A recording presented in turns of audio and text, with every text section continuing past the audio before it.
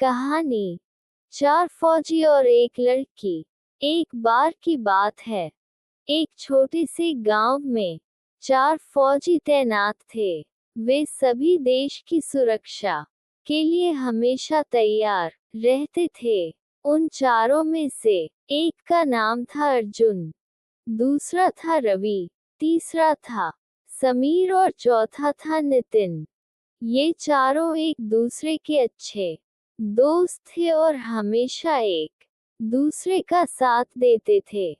गांव के पास एक नदी थी, जिसके किनारे एक सुंदर सा पेड़ था। वहीं पर एक लड़की, जिसका नाम था सिया, अक्सर आती थी।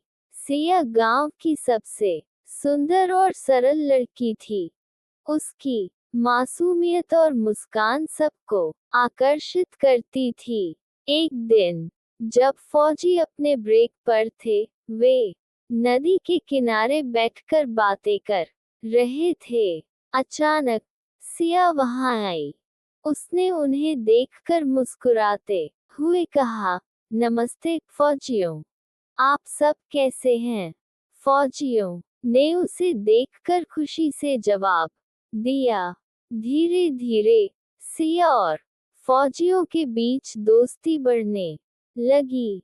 वे उसे अपनी कहानियां सुनाते और सिया उन्हें गांव की कहानियां सुनाती। एक दिन जब सिया गांव में एक मेले में गई, तो वहां अचानक एक संकट आ गया। गांव के लोग भयभीत थे क्योंकि कुछ दुश्मन गांव में घुस आए थे। सिया ने तुरंत फौजियों को बुलाया।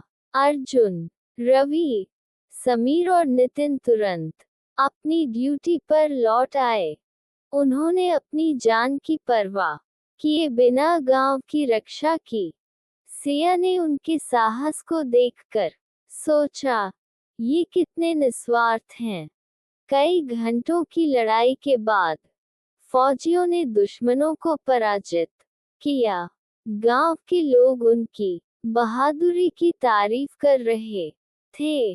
सिया ने उन्हें धन्यवाद कहा और कहा, आप लोग सच्चे नायक हैं। आपने न केवल मेरी बल्कि पूरे गांव की जान बचाई। लेकिन लड़ाई के बाद फौजियों को वापस लौटना पड़ा। सिया की आंखों में आंसू थे। उसने कहा, आप लोग यहाँ से जा रहे हैं, लेकिन मैं हमेशा आपके साहस को याद रखूंगी। चारों फौजी सिया को देख रहे थे और उनका दिल भी भारी था। उन्होंने एक दूसरे को देखा और कहा, हम कभी नहीं भूलेंगे कि आप ने हमें प्रेरित किया। जैसे ही फौजी गांव से निकलने लगे, सिया ने एक वादा किया, मैं हमेशा आपके लिए प्रार्थना करूंगी। आप लोग सुरक्षित रहना। चारों फौजी उसकी मासूमियत को देखकर मुस्कुराए और बोले, हम हमेशा आपके दिल में रहेंगे।